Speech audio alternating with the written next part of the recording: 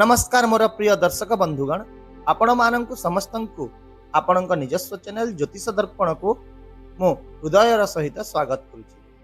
जदि आपण जने मेष राशि जात व्यक्ति तेबे किछि दिन पूर्वरु मु राहुंकर जागृत हेबा एवं एहा द्वारा आगामी 16 मासर समय आपणक जीवन को किपरि प्रभावित करिवो से विषय रे एक वीडियो तैयारी करिथिबे।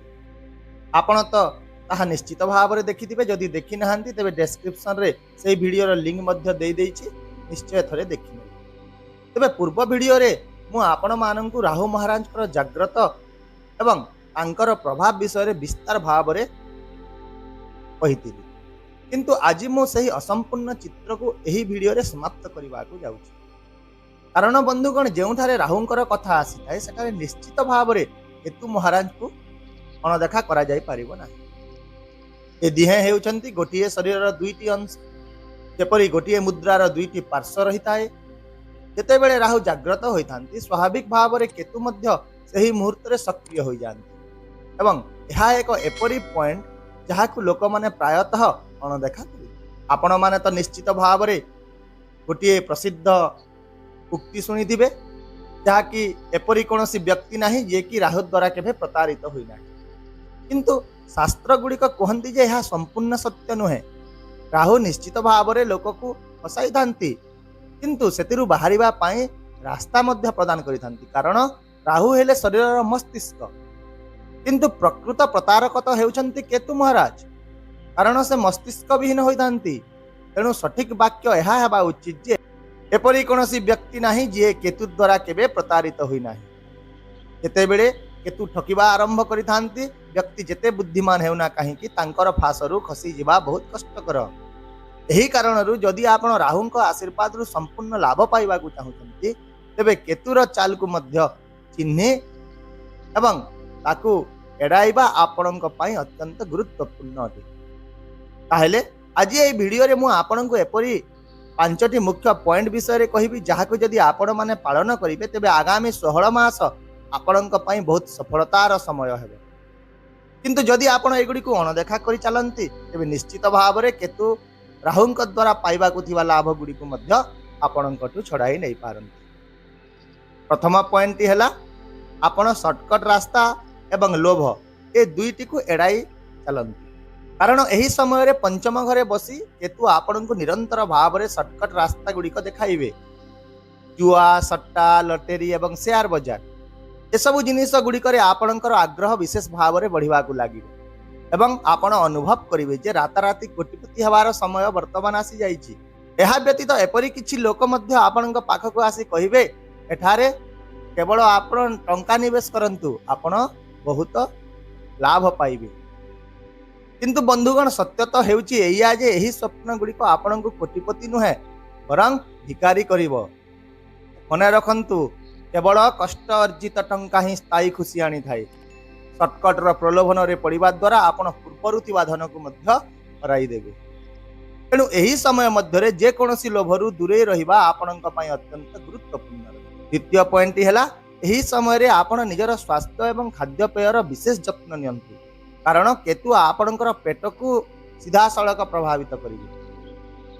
गैस, एसिडिटी किंबा पाचन समस्या भली समस्या बढ़ी पारे एवं जदि आप निजर खाद्य प्रति असावधान होती कि मद्यपान, तमाकू, ड्रग्स इत्यादि निशारे पड़ जाती तेबे एही समस्या गुड़िक धीरे धीरे बहुगुणित होबारे लगे। जहाँफल एही कारणरू केवल आपणकर स्वास्थ्य ही खराब हेबो नहीं बरं आपणक परिवार रे मानसिक चापर वातावरण मध्य सृष्टि हो।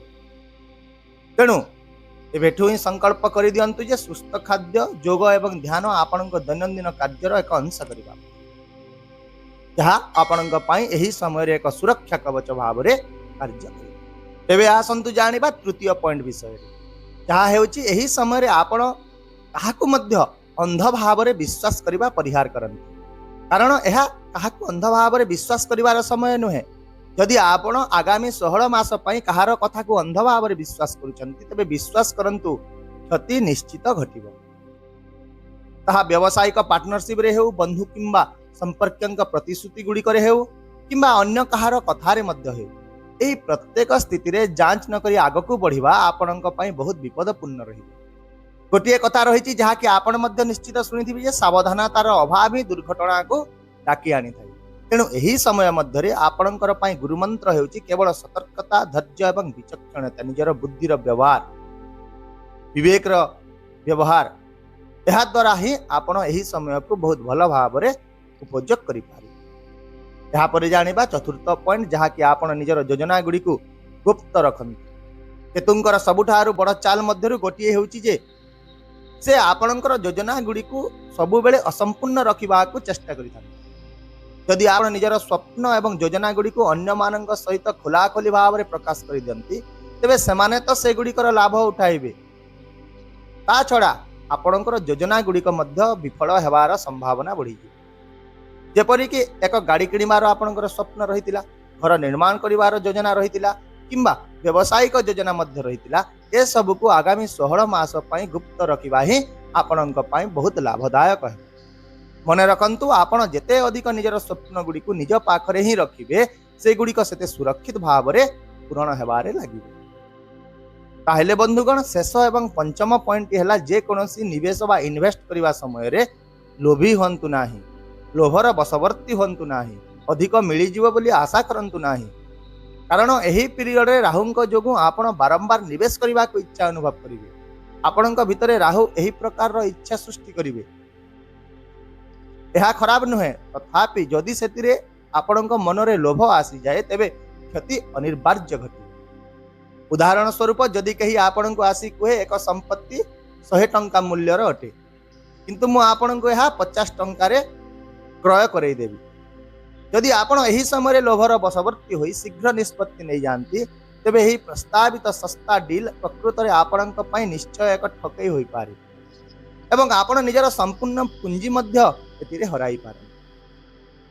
एठी मु कहू नाही जे निवेश करंतु नाही, अवश्य निवेश करंतु, किंतु संपूर्ण तदंत एवं विवेक सहित करंतु। कारण कथारे अछि बुद्धि विचारी कार्य कले प्रमाद न पड़ई भले। याको आपण निश्चित भाव में मन रखिथिबे। तेबे आपण मने मने निश्चय भाबुथिबे जे 5 गोटी पॉइंट को अनुसरण कले कोन लाभ मिलिबो। तेबे मु एठी आपण को कहिबा को चाहूची जे जदि आपण एही सतर्कता गुडी को पालन करंती तेबे राहुंकर समस्त सकारात्मक फलाफल आपणक पई सुरक्षित रहिबो। आपणक जीवन प्रगति, सुजोग एवं आशीर्वाद रे परिपूर्ण हेबो। किंतु जदि आपण एगुडी को अणदेखा करि चालंती तेबे केतु महाराज सदा सर्वदा आपण को ठकिबा को प्रस्तुत होई बसिछि। ताहेले एही समय रे आपण केउ सब प्रतिकार ग्रहण करिवा उचित। एही सरल प्रतिकार गुडी को एही समय रे आपणक पई सुरक्षा कवच परि कार्य करिवो। ताहेले प्रतिदिन ओम केतवे नमः यही मंत्र जप करंतु। रास्ता रे देखा जाउतबा बुला कुकुर मानंको रुटी, क्षीर, बिस्कुट किंबा जे कोनोसी खाइबा पदार्थ खाइबा को दियंतु। एवं सबुठारु गुरुत्वपूर्ण कथाटी हला आपण निजर चिंताधारा को पॉजिटिव रखंतु। बंधुगण प्रायतः ज्योतिष वीडियो गुडी करे लोक माने केवल सकारात्मक फलाफलर पूर्वानुमान आपण मानंकु कहिता, किंतु मोर प्रयास सबु बेले यह रहे जे आपण को सही सब सतर्कता विषय रे मध्य सचेतन करबा, जहा फल आपण निजर जीवन को सुरक्षित एवं सफल भाव में आगकू नहीं पारिबे। वर्तमान शुणा तो यही 5टी जिनिस आपण को बहुत सरल परि मन हेउथिबो, किंतु जेते बेले जने व्यक्ति ए सब स्थिति गुडी करे फसी जाई थाए सेते बेले ही प्रकृत जंत्रणा कौन हुए ताहा से बुझी थाए। तेणु मु चाहूची जे आपण सही जंत्रणा को एड़ांतु एवं आपणक जीवन को सुंदर भाव में उपभोग करि चालंतु। मन रखंतु जे यही समय रे शॉर्टकट, लोभ, दुराचार एवं अंध भाव में विश्वास ठारू दूर रे रहिबा आपणक पई सबुठारू उपयुक्त रहिबो। ता सहित सुस्थ जीवन शैली, धैर्य एवं विवेक को आपण ग्रहण करंतु।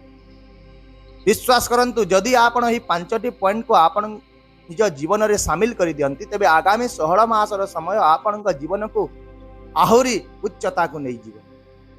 आशा करुछि मो द्वारा दिया आज यही सूचना आपणक पई निश्चित भाव में मार्गदर्शक प्रमाणित हो। यदि आपणक यही वीडियो एवं मोर बुझाइबार शैली पसंद लगिला तेबे वीडियोटी को लाइक कर दियंतु, शेयर कर दियंतु एवं आपणक मूल्यवान मतामत कमेंट करी आमको निश्चित भाव में जणांतु।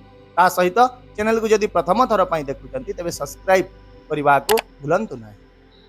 ताहेले वर्तमान पई मते विदाय दियंतु। पुणी देखा हेबा आसंता काली आउ एक नुआ सूचना वीडियो सहित। से पर्यंत ରହୁଛି। ନମସ୍କାର, ଜୟ ଜଗନ୍ନାଥ।